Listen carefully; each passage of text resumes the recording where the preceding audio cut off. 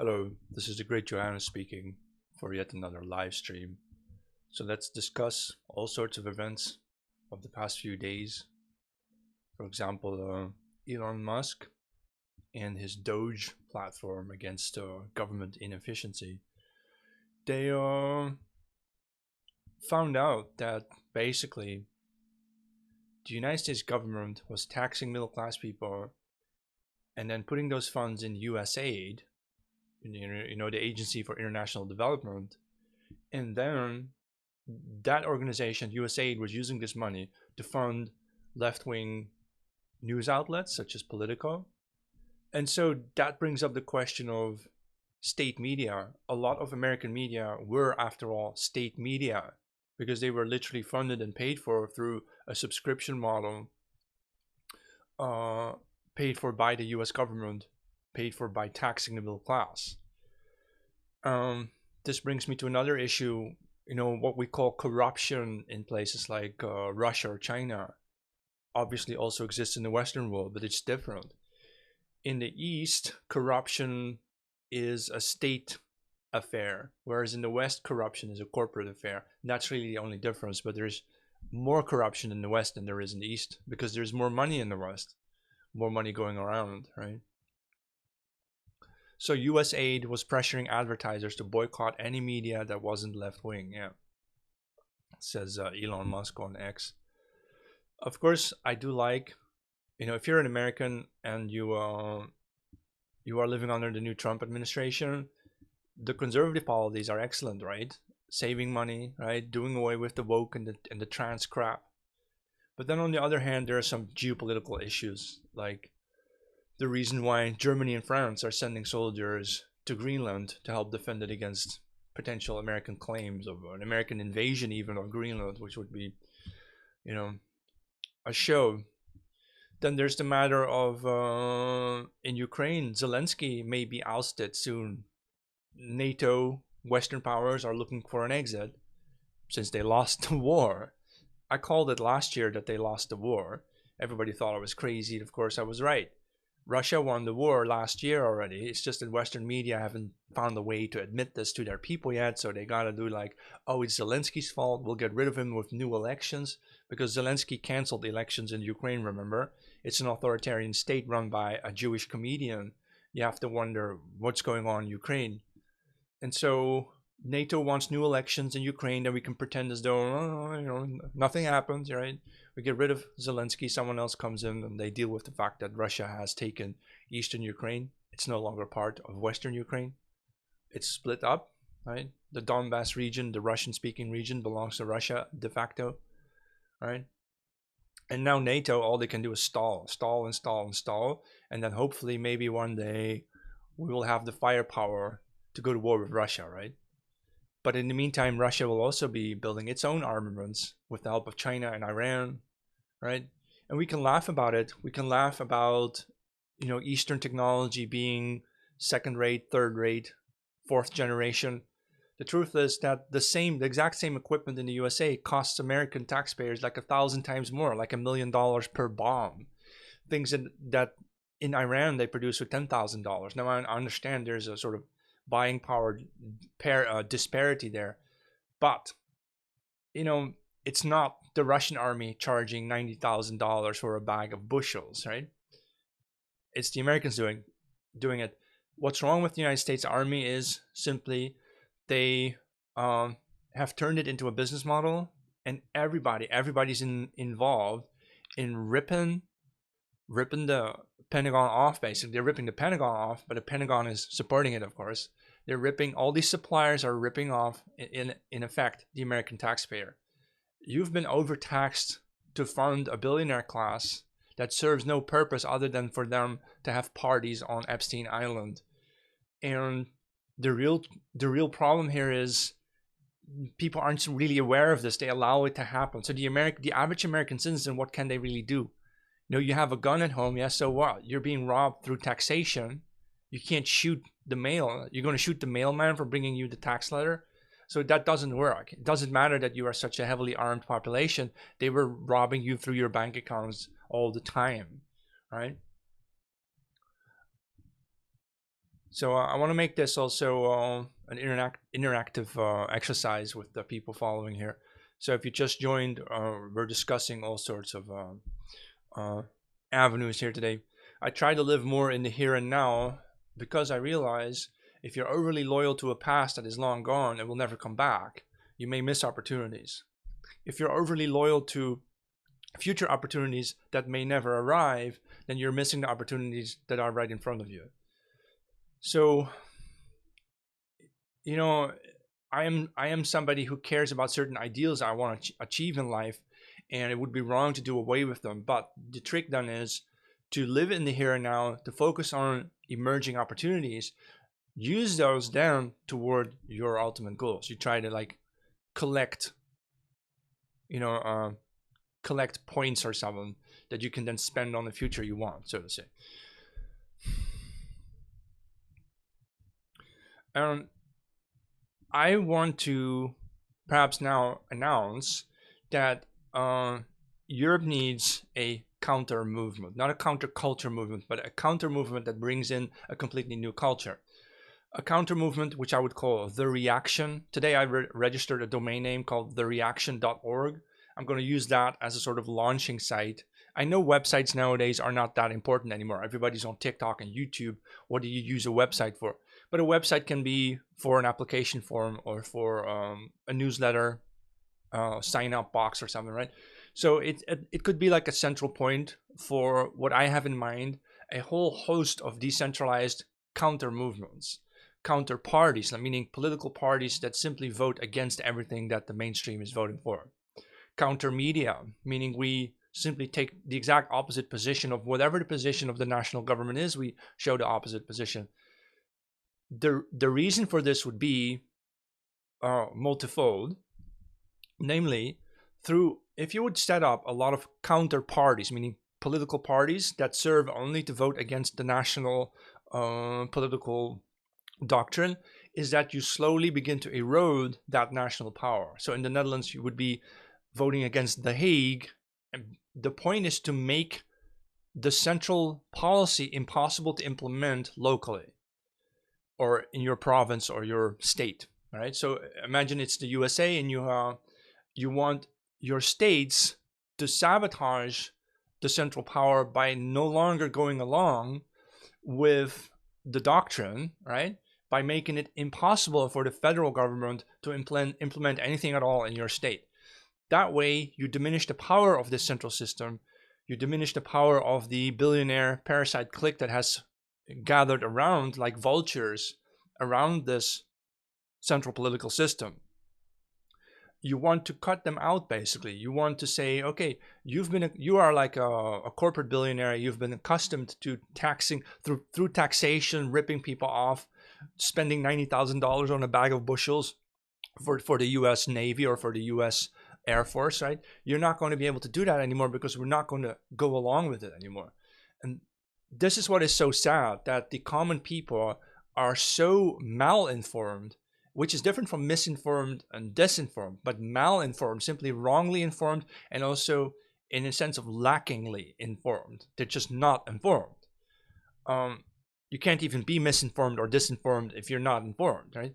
They're not informed, and then they have their own almost childish beliefs and visions of the world that do not really align with the reality that is going on. You know, it's a very sad assessment that the majority of what we call normies, average people, are quite childlike. And that's dangerous. It also means they shouldn't even have the right to vote at all. The whole notion of democracy was just to make them feel responsible for the outcome of a corrupt criminal mafia in Washington or in Brussels. Through the act of voting, what you are really doing is you're participating in a game that was rigged before you were even born, right? There's only one alternative. You can either vote left or right or against. You can vote red or blue or against. You can vote yes or no, or I'm against the whole proposition here. I don't want to be a participant or even be considered responsible for the outcome of this so-called democratic government that is really only harming our people, right?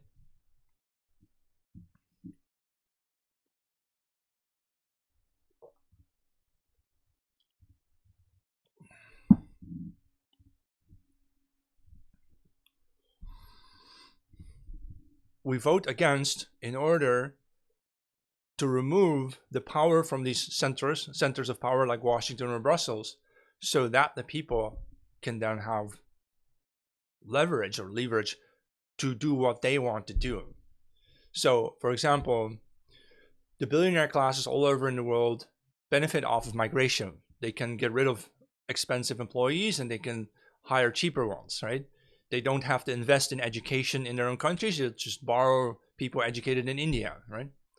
And so on and so forth. By voting against the whole system, they lose their power. This billionaire clique that is behind most of our Western governments loses their influence. If they cannot implement their policies locally, their power is gone.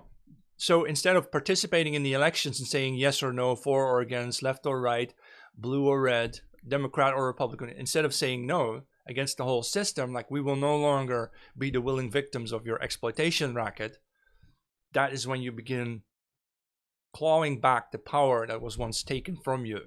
Because believe it or not, people used to be very autonomous and very strong in their position in life, right? The feudal lords of the Middle Ages could barely tax people maybe 10% of the income or wealth they generated a year, compared to what it's now in the Netherlands, like 50 or 60% effectively. If you make like 60 or 70,000 euros a year in the Netherlands, you're going to be taxed up to 60%, right? During the feudal times when we were supposed to be, heavily oppressed by evil, we were paying way less taxes and we didn't have to work so hard.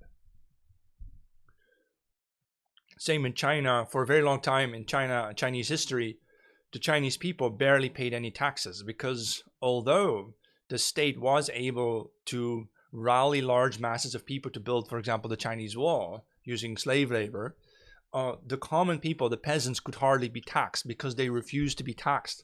Right? And this is a normal condition. It is supposed to be that way. The people are supposed to be impossible to tax or near impossible to tax. That would be a very different world, right? I'm not going to talk about Kanye West. He's obviously mentally ill. So why even bring him up? Do I have to talk about every weird little blackhead? No, I don't need to talk about him.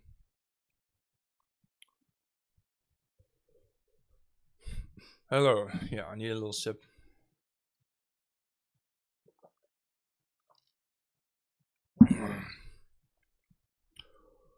I was doing some squatting and deadlifting a few days ago. I had a little.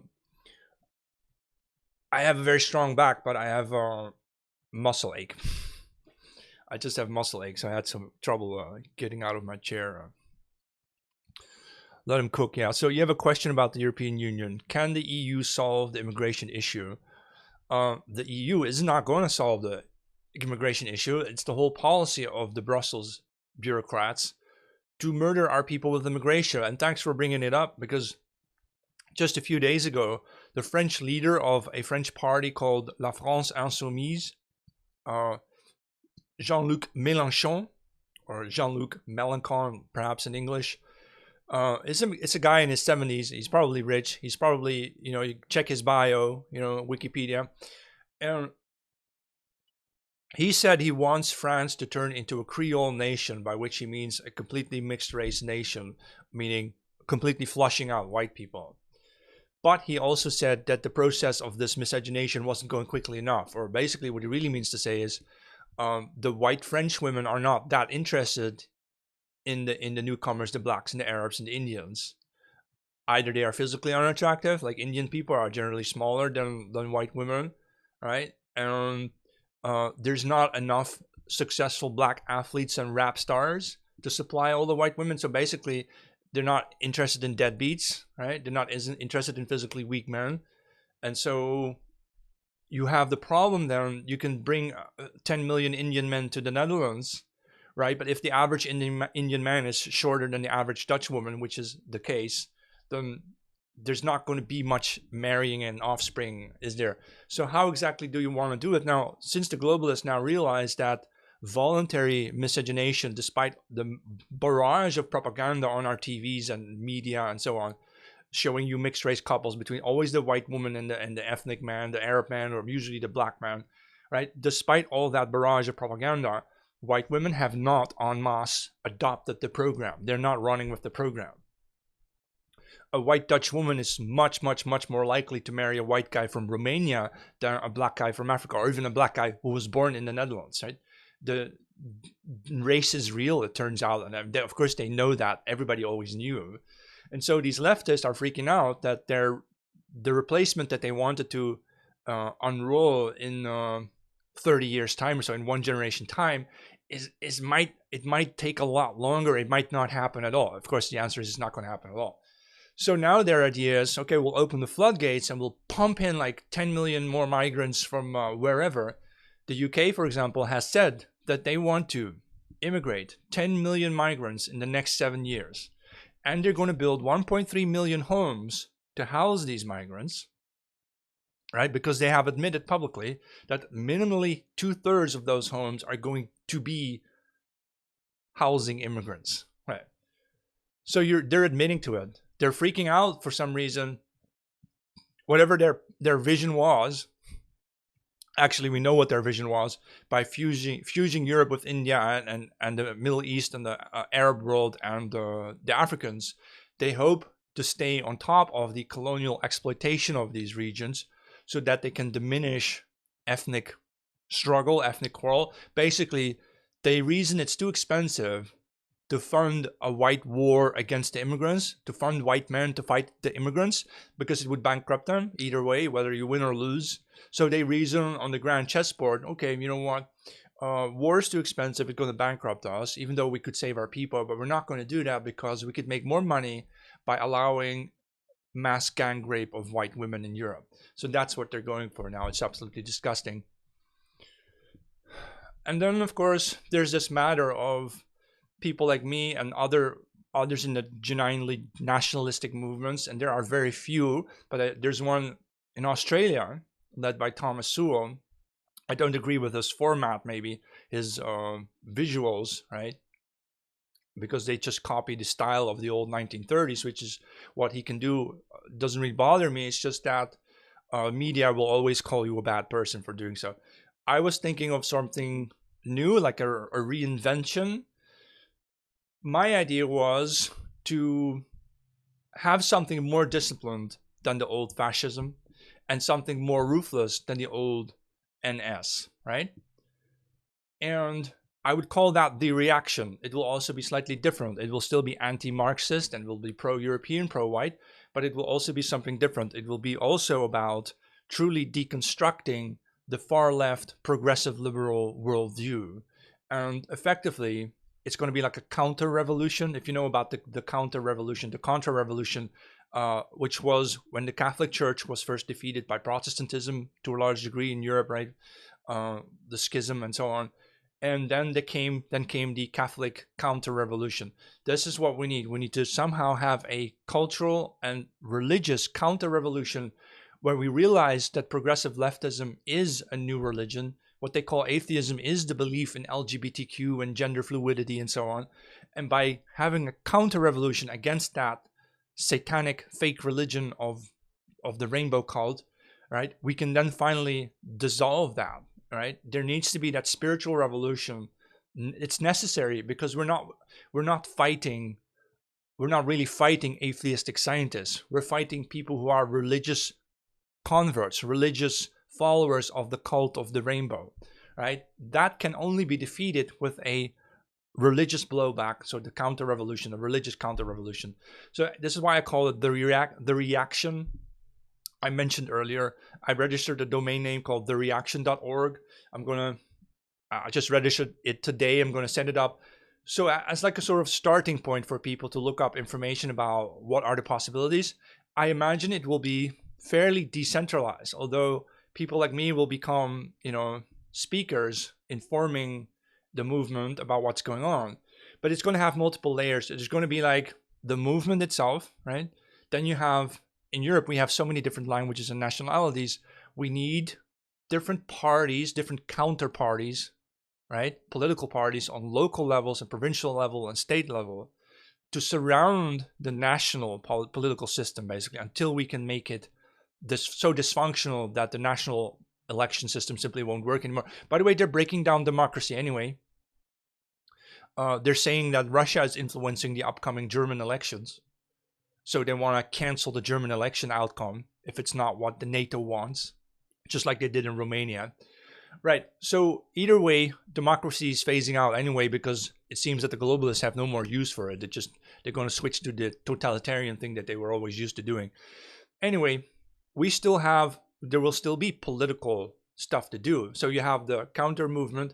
You have in every nation where we live, in every language, you have your own counter parties, political parties that go against the national narrative, right? On a local level, your municipality, your province, and so on. So that will all be, it will have to be. This is why it's so important that the people up top of this counter movement should be able to truly inspire people with speeches, like almost sermons, to get people to feel an emotional connection to themselves and to the world, knowing that this is our last stand. If we don't win, everything will be lost, right? And then you have your own media outlets, the counter media, right, who are going to completely undermine anything that the other journalists are doing, also by inserting fake information. So I was thinking even of guerrilla marketing tactics. You see, one thing that I dislike so much about all these new fledgling nationalistic movements, such as in Australia with Thomas Sewell, is that what they do is they do the same thing. They dress up, right? They have flags, they wave their flags, and they march up and down the street. That is so ineffective. It doesn't do anything because you get surrounded by the police. You're going to get arrested. You're going to go to jail for 2 weeks or 6 years, right? And then you have this. It gives the opportunity to a mass, to a mob of people who hate you to show up and feel empowered by the fact that they can show up in larger numbers than you. It is so ineffective. It would be much, much more useful if these nationalistic movements quit marching down the streets with their suits on and their flags, and rather dress as civilians, right? Blend with the crowd, and then start doing what guerrilla marketeers also do. Sometimes you're walking down the street in a shopping center in Europe or so, or in the USA, in a mall, and something weird, something out of the ordinary happens there. And then later you found out that it was a stunt by, say, Coca-Cola, or it was a stunt by McDonald's or whatever, right? Or Starbucks. They did something funny to get people's attention. That's what I mean. We need guerrilla tactics in terms of influencing the public sphere. I have a strange little example of this. Imagine it this way. Imagine you go to Dam Square in Amsterdam, the Netherlands, and you build a sort of mock housing, a sort of a small neighborhood, but you make it with cardboard or paper mache or something like the way carnival wagons do. And then you put up a sign that says everybody's welcome except white people. And then you have someone there, the spokesperson, explaining that to people. Well, you live in the Netherlands. If you're born in the Netherlands, right, as a white person, you are not going to have access to housing. It's the housing that is now being built is meant for immigrants. So you put up a mock neighborhood made of cardboard, for example. It should look nice, of course. And then when kids want to play in it, you have like a sort of fake bouncer who tells the white kids they can't play in these mock houses because they're white. And that will really wake the white people the fuck up, realizing that, yeah, your kids who are white will not be able to have housing in their own country because of the fact that they are not immigrants, or that they are not Muslim, or they're not black, right? And so on. This is the reality in our countries, but people somehow feel it. People somehow ignore this or so, or they just go with the flow. No, we need to wake them the fuck up. We need to get them to understand. If you have white children in a Western European country, they're very likely not going to have houses. You're not going to have grandchildren, right? So we need to get that message across, and I don't think it's useful for us to dress up as brown shirts and black boots, waving our wolf angle flags. It makes much more sense for us to blend with the crowd and set up these guerrilla marketing events where we try to wake the public up. Like, look, it's 1 minute to 12. It's 1 minute to midnight, all right? The doomsday clock, right? We're almost extinct. We're being wiped out with mass immigration, and nobody does a damn thing about it because nobody speaks up about it, because the normies, they just go to work from Monday to Friday from 9 to 5, right? Without ever even questioning the world that they live in, right? They're so absorbed by poor quality show business They know everything about Beyonce's ass, but they know nothing about the replacement immigration coming into their countries. That's weird. That is so weird. That shouldn't exist. And if it is so, if the majority of these normie people simply cannot, like mentally cannot grasp the reality out there, then they should have no say in any matter at all. Then we need to abolish democracy, hence the counterparties that I imagine that should somehow be able to counter the national narratives, the national political narratives, and then make it impossible for the state actors to implement their policies locally so that they lose their power. We have to disempower the ruling elite in the Western sphere, right?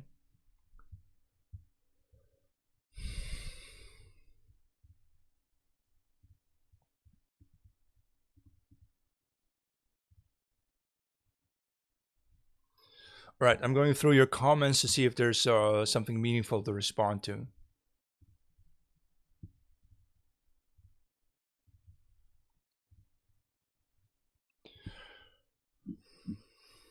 Yes.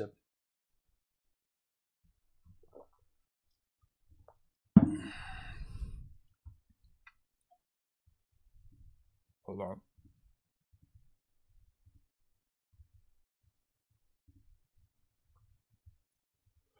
Yeah, you respect my message. Thank you very much. Yeah, look at Keir Starmer. He's being controlled by the World Economic Forum. I think he's just himself a member of that elite. He's a multimillionaire. He can be a Labour prime minister, but he's definitely not a working class person. They even changed the definition of working class person to working person. And of course, Keir Starmer has a job. He works. He's the prime minister, so he's a working person. And then they talk to you about the fact that, oh, the working age population in Britain is increasing. Yeah, working age is increasing. Yeah, people with the working age, there's more of them, but they're not working. So the working age is shrinking while the working age population anyway, it means that Britain doesn't care about quality or doesn't even care about continuity or culture, and they don't care about any of these things. The British elites simply think that they need to turn Britain into a third world country so that they can then have equality with places like Kenya or Nigeria, and then pretend as though you're all equal now. So now we get to continue to rob Nigeria for its lithium or so on, right? Or Kenya. Does Kenya have oil? Sudan has oil, right? The elites of the West care nothing about our people. They may not even be of our own people anyway. They may be simply racial aliens. Who knows what they really are, these Western elites. But they certainly will flush us out. And we're not going to allow that to happen, right?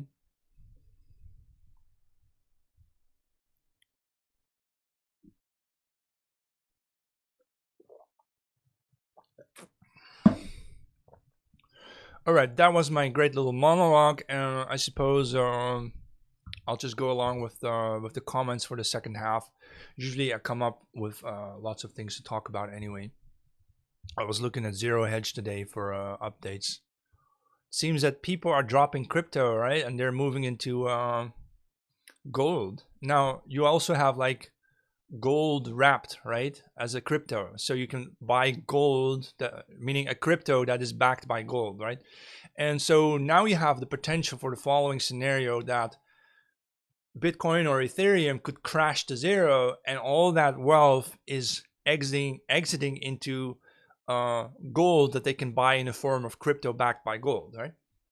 So what you might see, there's a potential scenario here that Bitcoin and Ethereum drop and the gold price goes 10 times, totally unexpectedly, but there is a possibility that something like this might happen, right?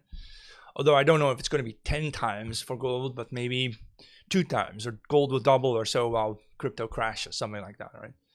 And I think part of the reason why I think the Bitcoin, by the way, has maxed out is, now imagine the total sum of money required to let Bitcoin go 10 times. Trillions and trillions of euros and dollars need to be poured into Bitcoin to get it to go 10 times at this point.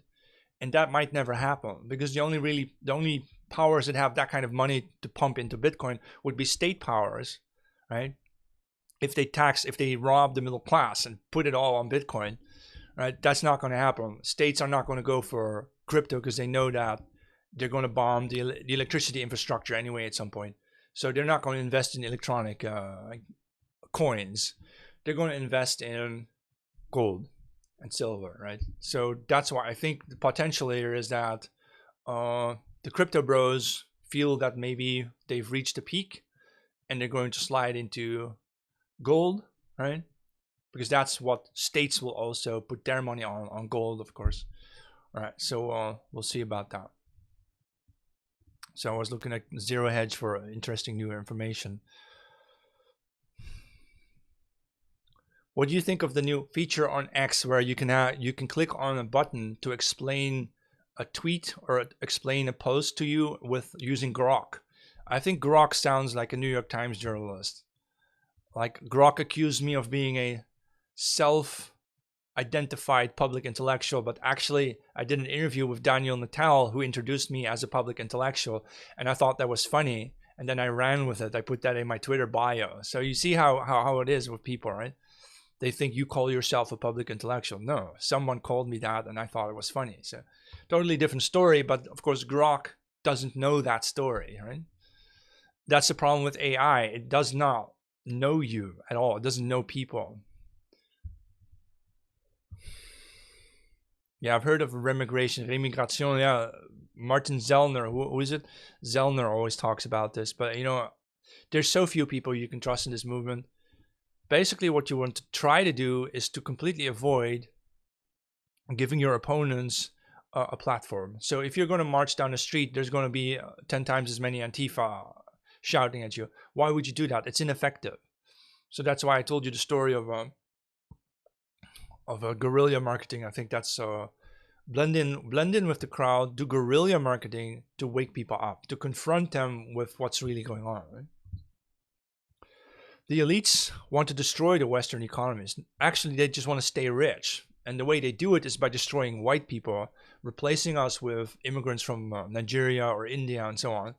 And then what they have is, see, they're globalists. So then they just control all those places together, since there is no more animosity between people, right?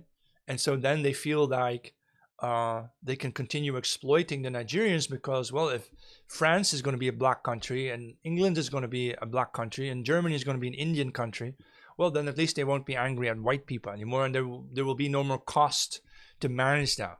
They're just lowering their cost. It's a really silly game. Yeah, and Elon has been purging the right, exactly. Although I think he did rehire that one person that they fired for pro-white tweets years ago. So that's nice. Yeah, look, in the terms of the morality, I think Trump and Musk have the proper morality, but in terms of caring for white people, no, they don't give a damn about white people, man.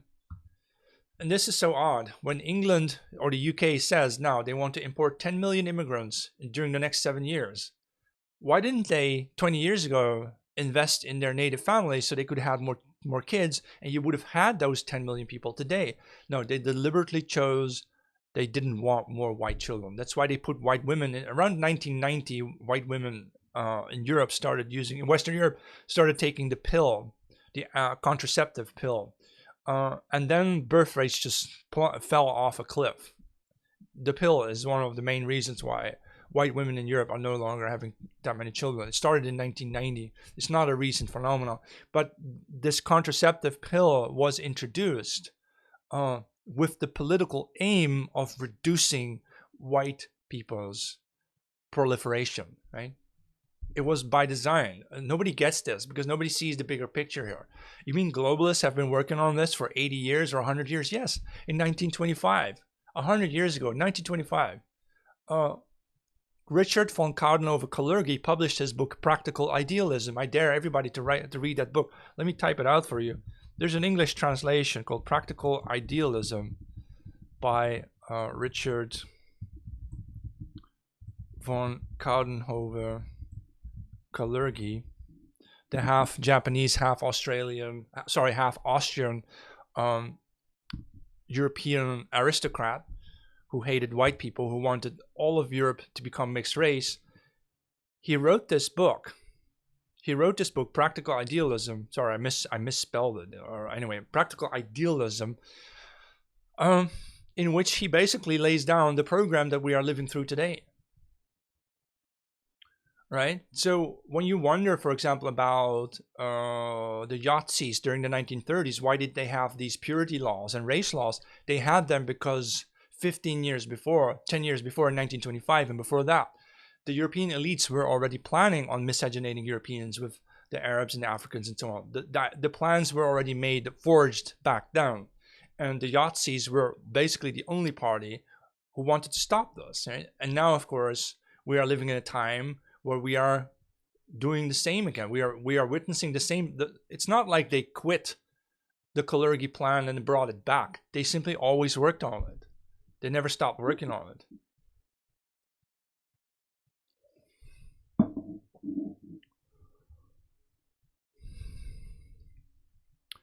No, the European demise is not self-inflicted. It is inflicted basically by the power of the media, so that a very small group of people was able to start influencing all of our people.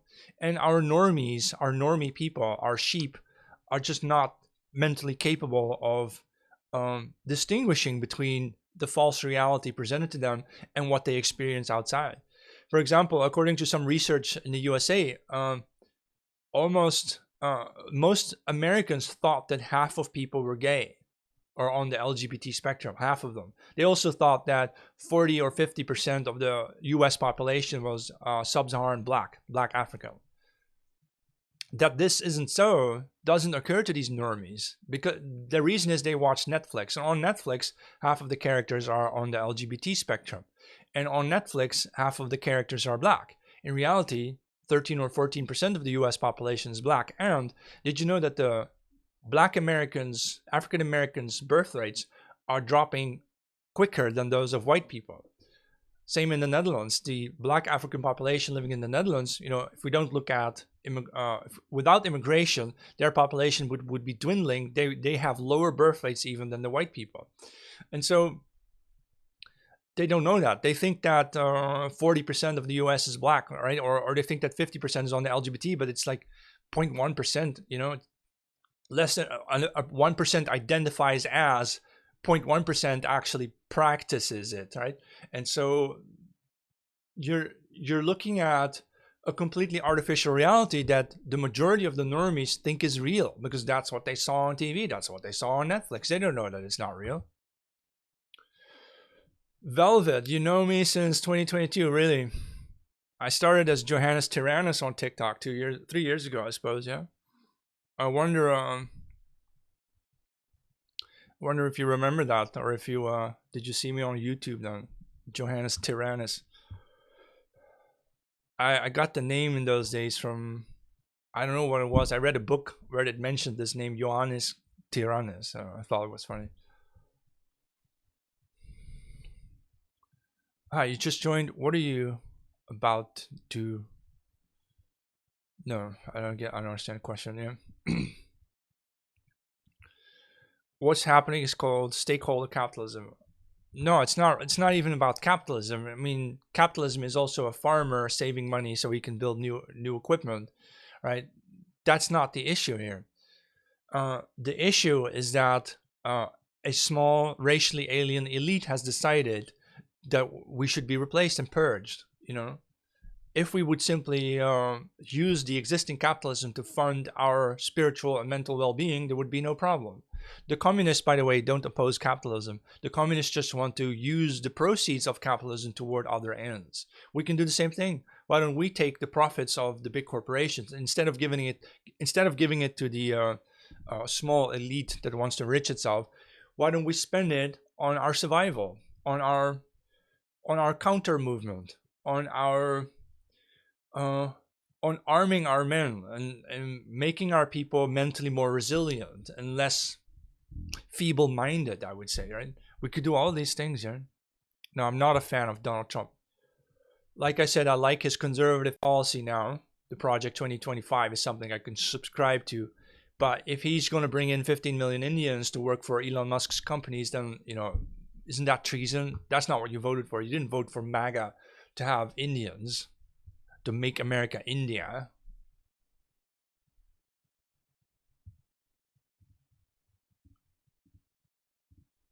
I noticed that the only people who really oppose me are the ones throwing insults at me. They never have anything meaningful to say.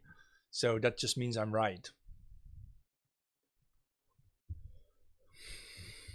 All right, I've been talking to you for like 40 minutes. As usual, I will do 60 minutes or so.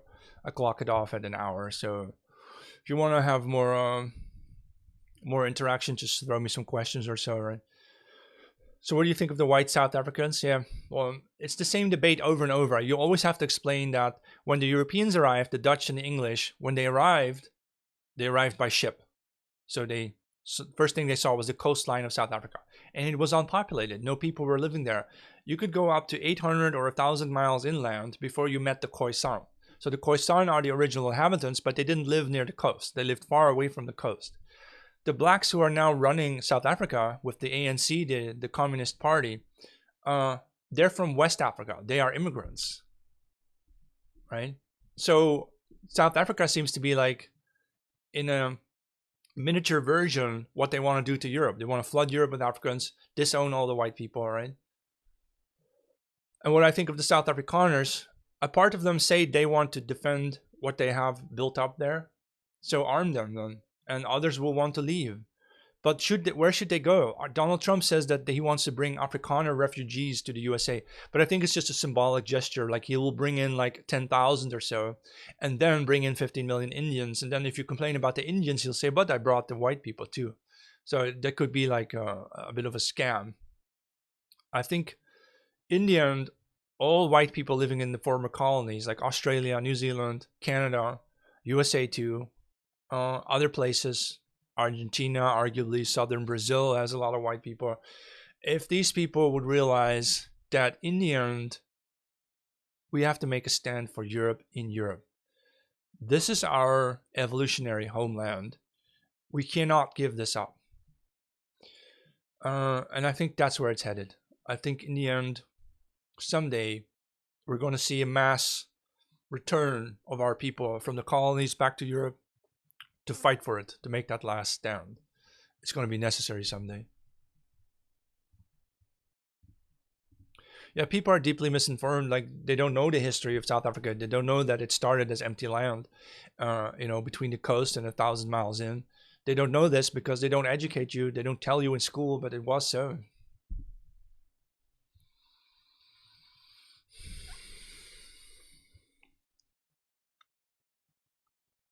Yeah, you'd much rather go to Europe, right? I was also wondering, like, is the USA still a destination, a sensible destination for white emigres or white refugees? Why should we go to the US at this point? Wouldn't it be better to just come to Europe and take the jobs they were going to give other immigrants otherwise, right?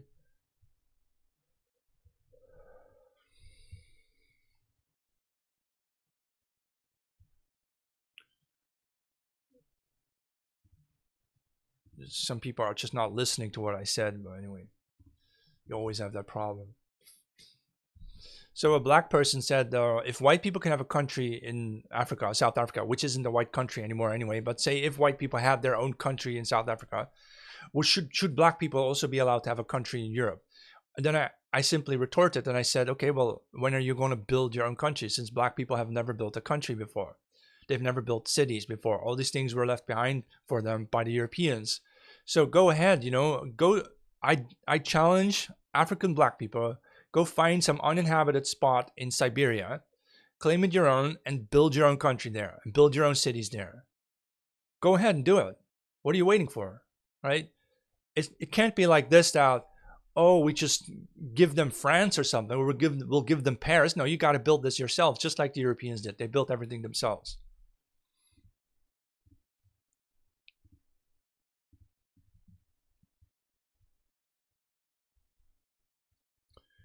Why would I be Mormon or Jehovah's Witness? What kind of nonsense is this, man? Come on.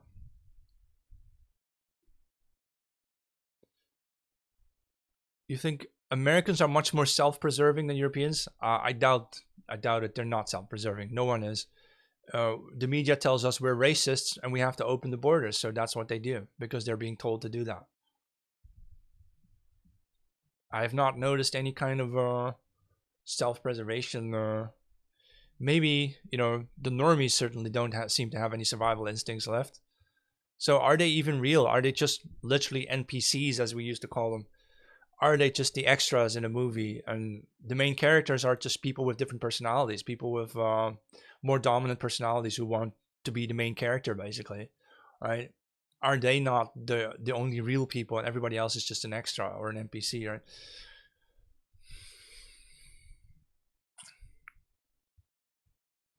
Have you heard of the Gedi ruins? No.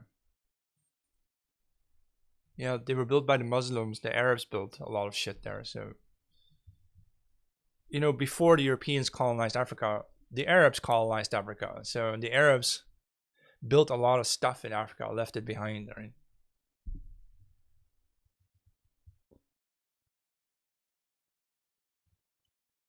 What's the general sentiment in the Netherlands? That people are just incredibly naive, stupid, don't see it coming. They get angry at people who speak the truth, like me. There's no getting through to them. They will just simply, I spoke to an average normie Dutch woman a while ago, and she had this image of places like Russia and Hungary as being completely backward or something. Like, I don't know. She thought that people were being executed in the streets for being left wing or something, right?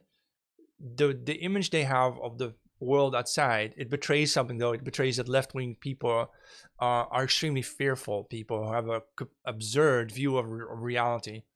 It's not what they think it is.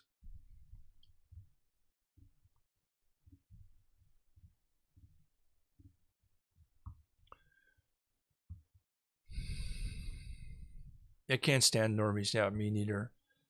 Uh,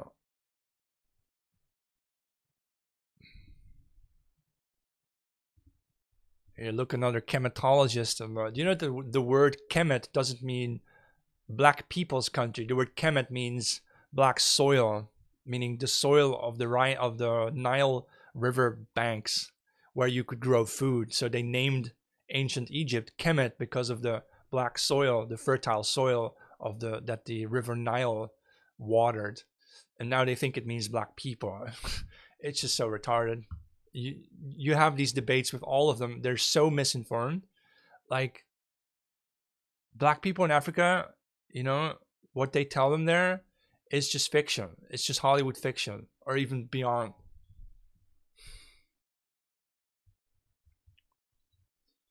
Our conversation today was basically, I started talking about the counter movements, sort of, I call it the reaction. We need a sort of religiously motivated contra revolution against the whole woke doctrine that still lingers in the background, right? You have to undermine the whole academic system, start over with something new. These people, leftism is simply religion and therefore requires a religious response to do away with it.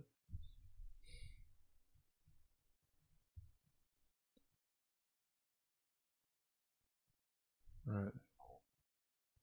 You can't get through to them and it concerns you. Yeah, same. You can't get through to them. So in the end, there's this theory that average civilians are just bags of sand and you can move them around to wherever you need them. You know, it's not a nice thing to think about people, but it seems to, the older I get, the more it seems to be so. They're just sandbags, and if there's a flood somewhere, we'll move them over there, right?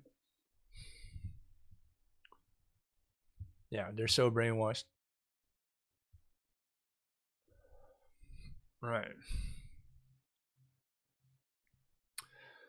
I have, for a very long time, always been looking around, waiting for some proper nationalistic movements to get started, and they just never do. It's all extremely either it's controlled opposition, it's hijacked by the secret services, or it's being exploited by the media, or it's just plain fake and stupid, right? And it's very rare to find some group of people doing something real without being controlled opposition, without being pro-Israel, right? Uh, People also don't seem to understand that if you say Islam is the problem, that doesn't mean you're for Israel. Or if you say Jews are the problem, that doesn't mean you're for Islam. But they seem to think so. They seem to think that you're picking sides, you're choosing sides. Maybe I need to explain that, but the majority of Europeans doesn't give a damn about the Middle East, whether it's Islam or Judaism. So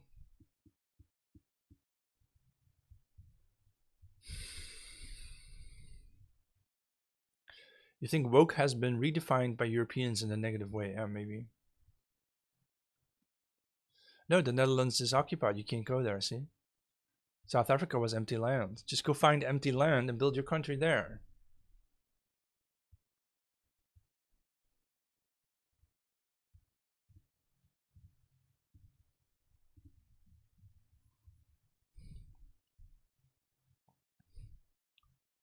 Right.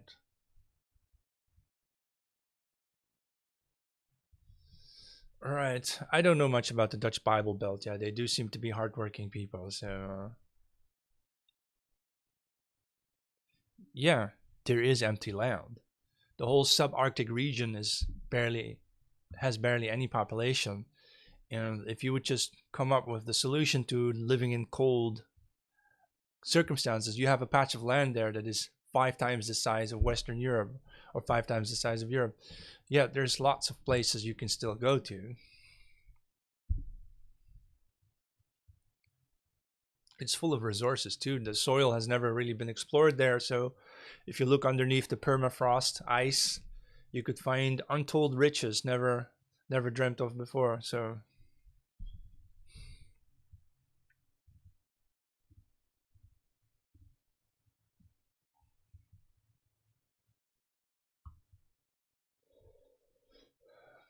when do you think the tribe will accomplish greater Israel? Well, they're doing it now with Trump's support, so probably in the next 4 years they're going to build greater Israel, or at least the first part of it, right?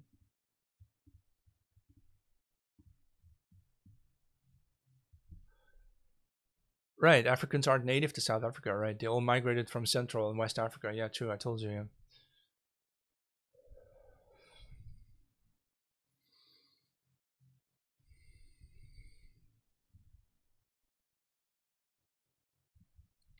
All right. So usually I do 60-minute shows, but usually around 1 hour or so, I run out of things to say, or I'm not really motivated to keep going. So I suppose I'll just come back next time. I have a show planned for Thursday, I suppose. Yeah, Thursday. I'll be back. You can go to my newsletter to stay in the loop, jmk.info. And you can also, if you want to support me, you can go to buymeacoffee.com/JohannesMK. All right. Thank you very much, and see you next time.